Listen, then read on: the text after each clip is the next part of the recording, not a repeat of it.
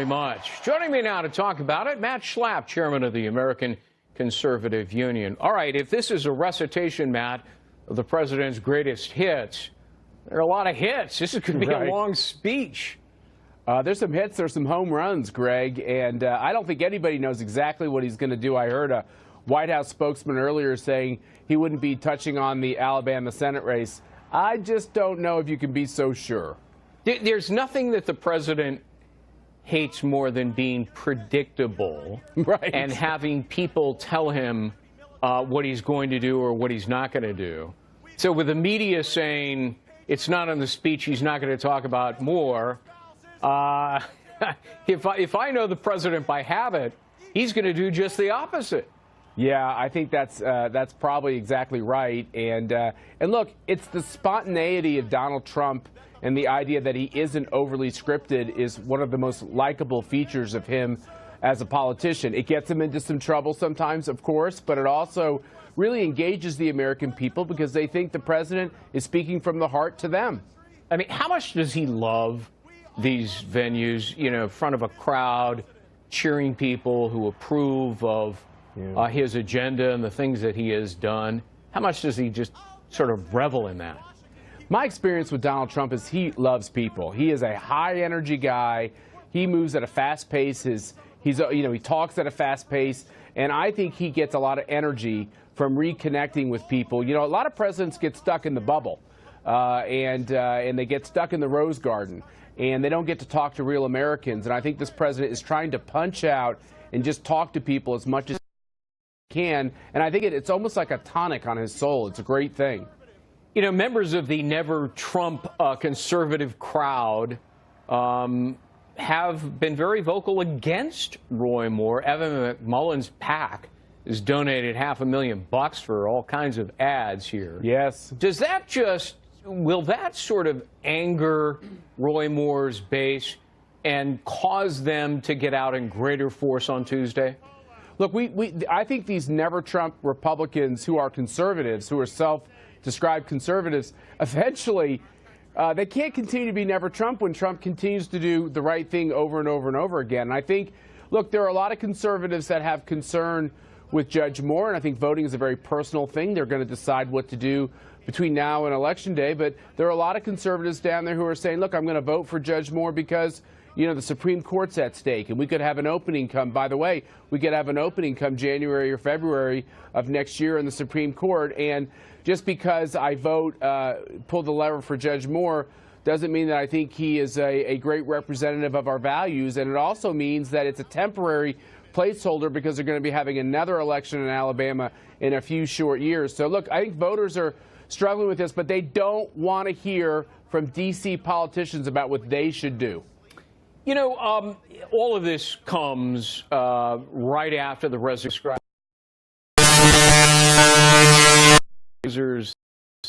The incredible inflammatory photograph of him appearing to sexually abuse a woman, and yet he takes to the floor of the Senate in what some have described as a completely disingenuous speech in which he never once apologized to his accusers.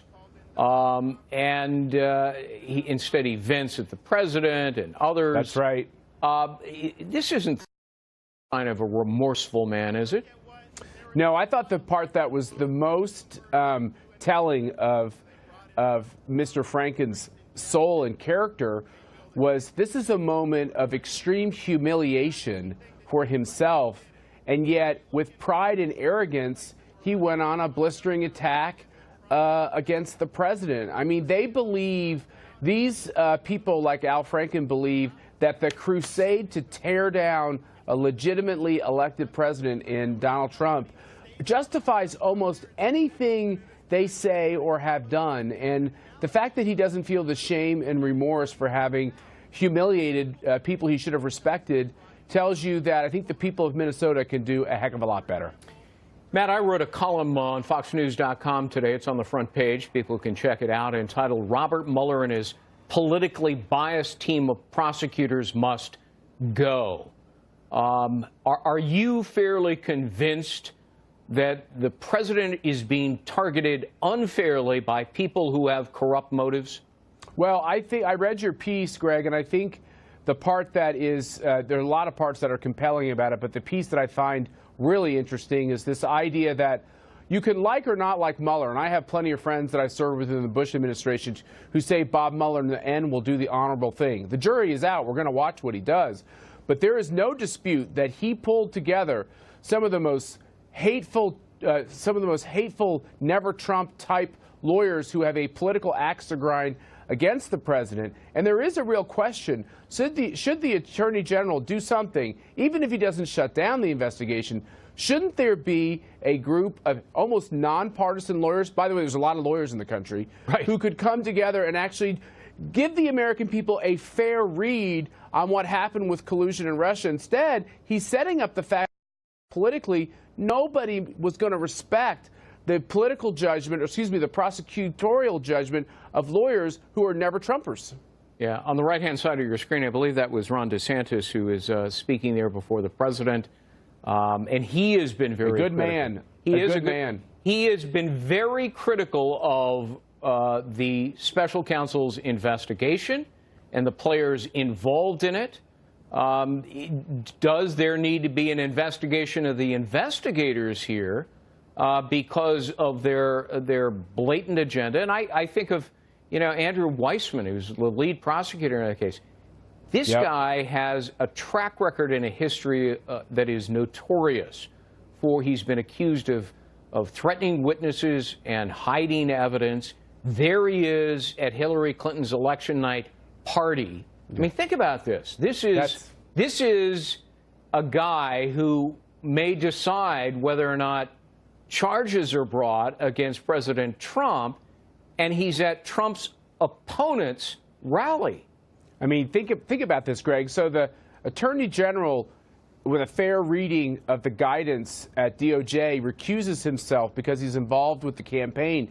Yet Mueller hires people who are going to adjudicate this issue, who were involved in the presidential campaign for Hillary Clinton, and it's okay for them to be involved in the investigation. I think the guidance was trying to say DOJ is somehow a nonpartisan, independent entity where it has got to have the full faith and credit of the American people when they make these decisions. And if you're going to put these hacks in there, and in this case these Hillary Clinton supporters in there who have an axe to grind against Donald Trump, and they're the ones making these decisions on the investigation, I think it puts all of them in a doubt where it shouldn't be. What I want to see happen is them to come up with what they see as the wrongdoing on collusion alone, and if they can't find it, do the honorable thing, shut the book, and let the country move forward. Is there only one FBI agent at the FBI by the name of Peter Strzok?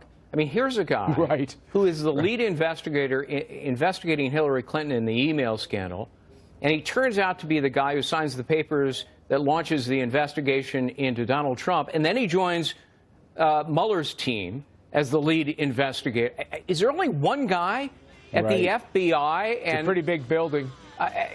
Should the email investigation of Hillary Clinton now be reopened and re-examined because there's a pretty good argument it was corrupted by Peter Strzok, who was writing these anti-Trump, virulently so, texts to his girlfriend, who's an FBI lawyer, also on the Mueller case and the Hillary Clinton case, and supportive of Hillary Clinton?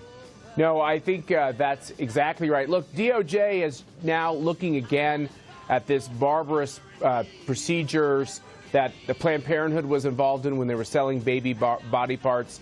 The DOJ can still go back and look at the lawlessness of Hillary Clinton and her band of associates. And I actually think the country can't move forward to believe that there's been fair justice given when they realize when Mike Flynn has a charge of being dishonest to the FBI, but Hillary Clinton was dishonest to every agency in the government, including 6 or 7 investigations in Congress about almost everything she did concerning her email and concerning her server and about the reason for Benghazi and yada, yada, yada. It never ends with them, and it doesn't seem fair when she can get away with lying and have nothing happen. Well, but she doesn't remember anything, don't you know? She was interviewed And she said, I don't recall 39 times. She did recall her name and date of birth, but apparently that was about it.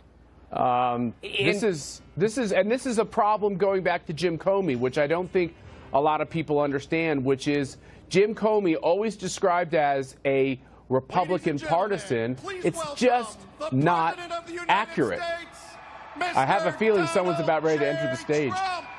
All right, Matt Schlapp, thank you very much. Stick around if you can.